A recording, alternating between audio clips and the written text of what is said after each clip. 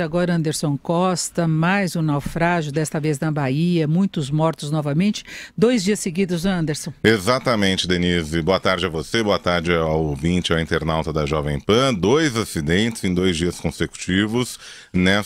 No início da manhã desta quinta-feira, uma lancha que transportava 129 passageiros naufragou em Salvador, na travessia do Mar Grande. O barco afundou quando deixava Mar Grande, município de Vera Cruz, na Grande Salvador. E o acidente ocorreu a cerca de 200 metros do terminal marítimo do município. A lancha, de nome Cavalo Marinho, ela tem capacidade para 160 passageiros. Inclusive, para o internauta que está acompanhando o jornal, a gente está até colocando algumas imagens dos trabalhos de resgate que estão sendo feitos aí, tanto pelo Corpo de Bombeiros quanto pela Defesa Civil. E muitos voluntários e até também, mesmo né? muitos voluntários, muitos pescadores que vivem ali na região também estão colaborando com essa tragédia. Ontem, inclusive, né, Denise, aqui no Jornal Jovem Pan, a gente falou sobre o outro naufrágio que ocorreu no Rio Xingu, lá no Pará, esse naufrágio que também já deixou pelo menos 22 mortos. E para falar um pouco mais sobre isso, nós estamos em contato com um professor de engenharia naval, mas antes a gente tem aqui o depoimento, a gente vai trazer agora o depoimento para o ouvinte, para o internauta da Jovem Pan, do prefeito de Salvador, ACM Neto, ele que falou aí sobre as medidas que estão sendo adotadas após esse naufrágio desta quinta-feira em Salvador. Vamos ouvir. Bom, gente, antes de tudo eu queria aqui prestar minha solidariedade a todas as famílias das vítimas envolvidas nessa tragédia que aconteceu hoje em Mar Grande. Então, logo eu fui informado do ocorrido, eu procurei mobilizar todo o esforço da Prefeitura de Salvador, especialmente através da Secretaria Municipal de Saúde, com as ambulâncias que chegaram logo depois do incidente, com as ambulâncias do SAMU que estão aqui acolhendo essas vítimas e, sobretudo, recebendo essas pessoas na nossa rede de saúde. Também mobilizei a Codesal e liguei para o prefeito de Vera Cruz, o prefeito Vinícius, me colocando à disposição. Estamos mandando para lá equipes de psicólogos, de assistentes sociais, para dar todo o apoio na assistência às famílias que nesse momento estão enlutadas. É uma tragédia que traz dor e sentimento para todos os baianos.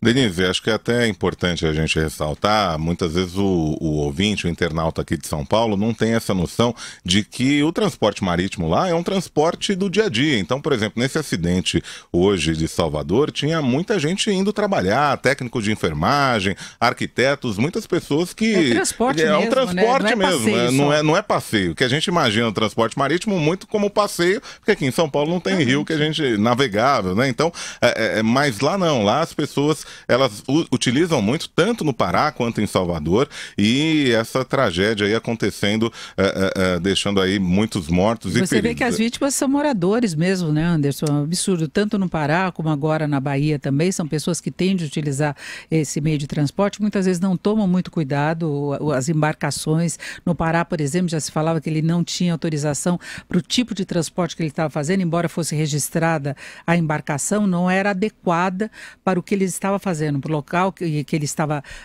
navegando no horário, né? Então sempre tem algum problema para justificar essas sucessivas tragédias, né? Exatamente, Denise. E para falar um pouco mais sobre o assunto, nós estamos em contato neste momento com o professor Pedro Lameira. Ele é diretor da Faculdade de Engenharia Naval da Universidade Federal do Pará. Professor, uma boa tarde para o senhor. Boa tarde. Boa tarde a você e a todos os seus ouvintes. Professor, nós tivemos aí 2 tragédias aí no intervalo de 24 horas. O que dá para se dizer? Principalmente o senhor tem conhecimento maior até sobre a situação aí no Pará. O que dá para se dizer? Por que tragédias tão parecidas aí ocorrendo de forma quase que simultâneas? Ora, veja, aqui na região amazônica, né, como um todo, não só no Pará, mas na região amazônica de uma forma geral, o transporte fluvial, ele é algo essencial, certo?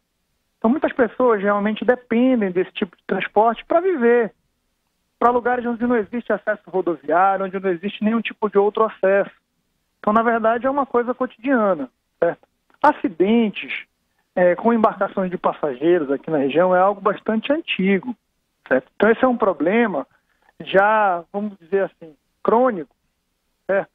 Então, muitas pessoas estão abrindo os olhos agora para essa sequência de eventos que está ocorrendo, mas é um problema que já vem há algum tempo acontecendo, certo? Então, muitas das vezes, é preciso alguém vir a acontecer uma fatalidade ou vidas serem ceifadas para poder abrir os olhos. Os problemas de estarem acontecendo concomitantemente, além disso, por exemplo, muitas pessoas acabam confundindo algumas coisas. Há pouco tempo atrás, teve um acidente com uma embarcação de carga, um comboio com barcaças acabou batendo num navio, aqui na região amazônica também. Não sei se foi divulgado pela Jovem Pan na época, mas muita gente está tentando correlacionar, por exemplo, esse acidente com um acidente que aconteceu agora com a embarcação de passageiros, até mesmo com esse que aconteceu hoje em Salvador, quando, na verdade, por exemplo, esse outro acidente foi com natureza distinta, certo? Então, na verdade, tem uma série de fatores que precisam ser avaliados.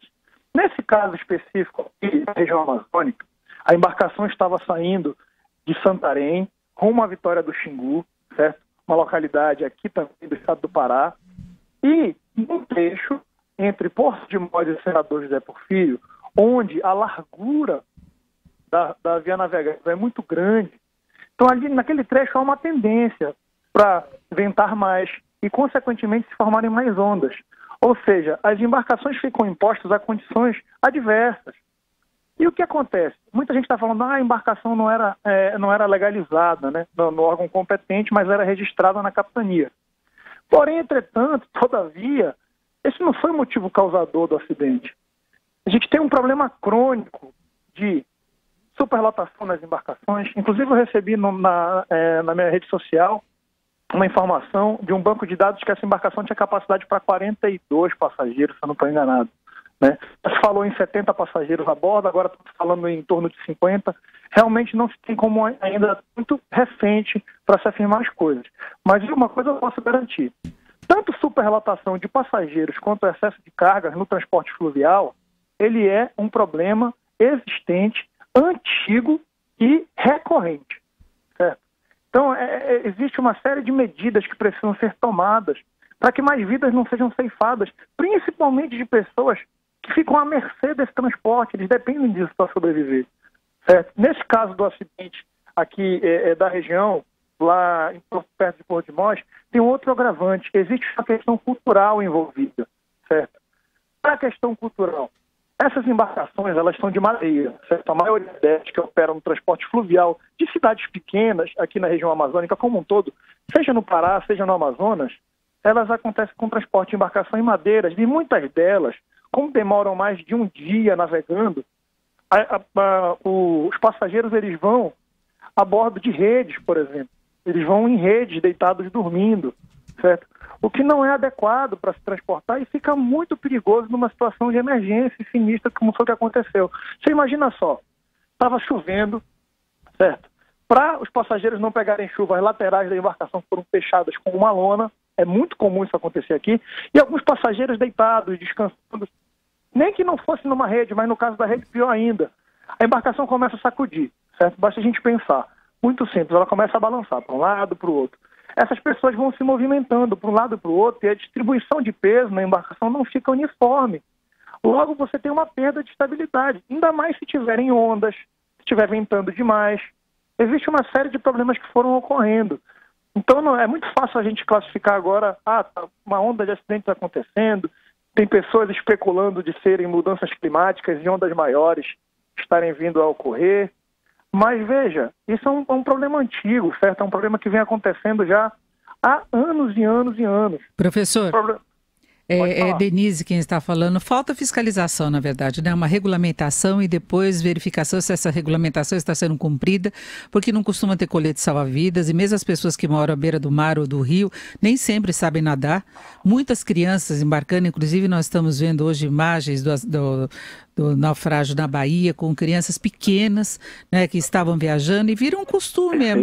Muitas vezes, estava até me lembrando há pouco, que é como um ônibus lotado no final da tarde.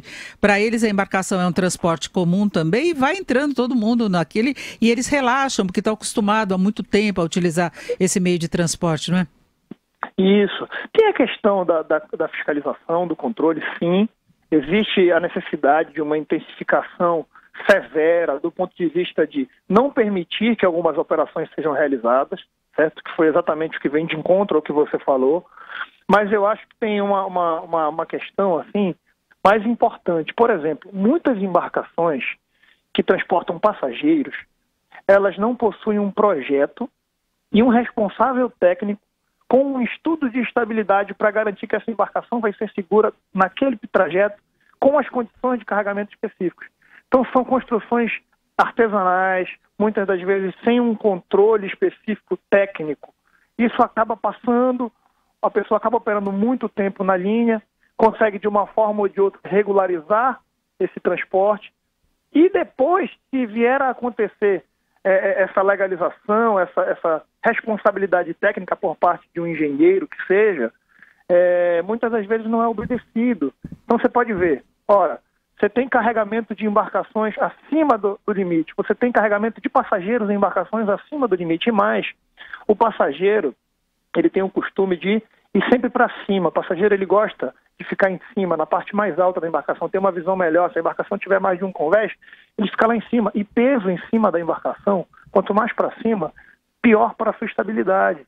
Então é necessário, quando entra no avião, né, você entra no avião, você vê os procedimentos de segurança.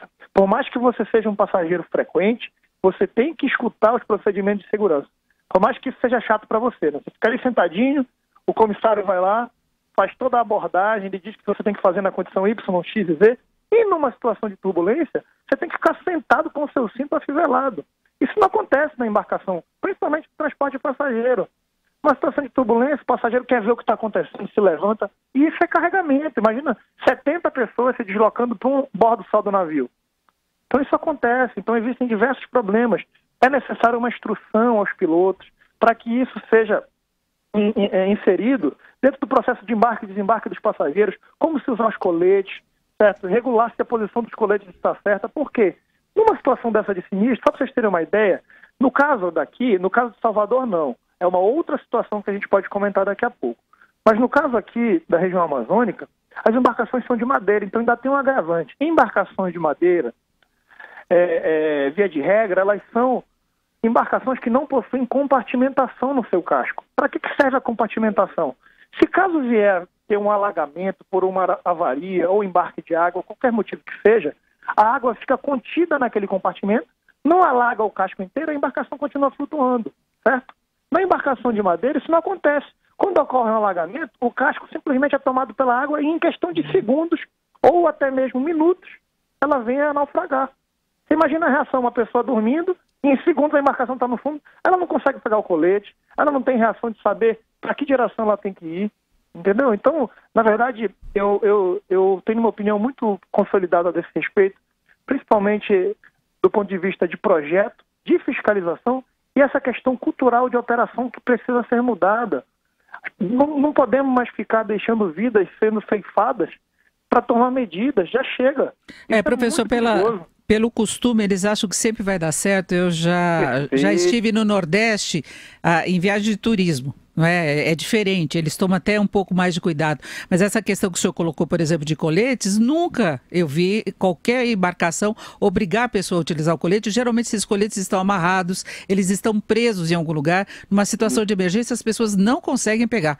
Isso é uma coisa que eu sempre observei e não tem esse tipo de cuidado. Então, acho que é aquele costume, né? Vai dar tudo certo, sempre foi assim, são gerações utilizando esse meio de transporte, muitas vezes embarcações velhas, sem manutenção.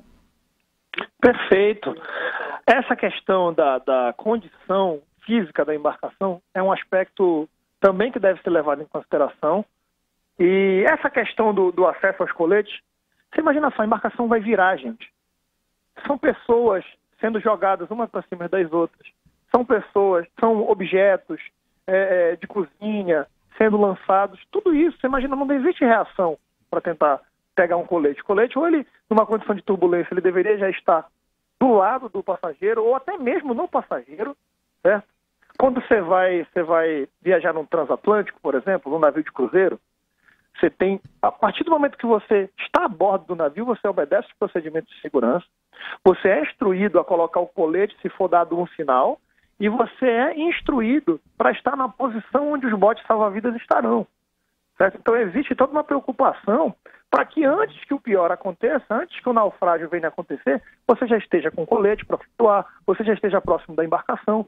E exatamente esse ponto de viajar há muitos anos e nada acontecer vai fazendo com que as pessoas se acomodem, e não só os tripulantes, mas os próprios passageiros. Eles começam a se acostumar e achar que nada vai acontecer. Certo? E não esquecendo que nós temos nos nossos rios, as pessoas estão falando muito do acidente de Salvador, né? E esquecendo um pouco aqui da questão dos rios, por achar que os rios também não são tão perigosos. A Amazônia é a maior bacia hidrográfica do mundo e nós temos ondas e características hidrográficas semelhantes a algumas oceânicas, ondas grandes, correntezas fortes, ventos.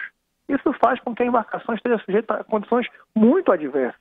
Então ela precisa estar projetada, construída e ser controlada para estar operando nessa determinada linha, com essa determinada quantidade de carga e passageiros, para que isso não aconteça mais. É muito simples, existe todo um processo. É necessário um projeto, parâmetros de segurança têm que ser seguidos, a cultura precisa ser melhorada e também o controle precisa ser intensificado. Tá ótimo. Então nós agradecemos as palavras do professor Pedro Lameira, que é diretor da Faculdade de Engenharia Naval da Universidade Federal do Pará. Professor Pedro, muito obrigado pela entrevista, muito obrigado pelos esclarecimentos. Até uma próxima oportunidade. Ok, eu que agradeço aí. Obrigado a você e aos seus ouvintes. Boa tarde. Anderson, nós temos depoimento aí das vítimas, uma delas dizendo que estava chovendo muito, começou a molhar todo o barco, veio uma onda e virou, que tinha muita gente, e ele ficou quase 2 horas no mar à espera de socorro.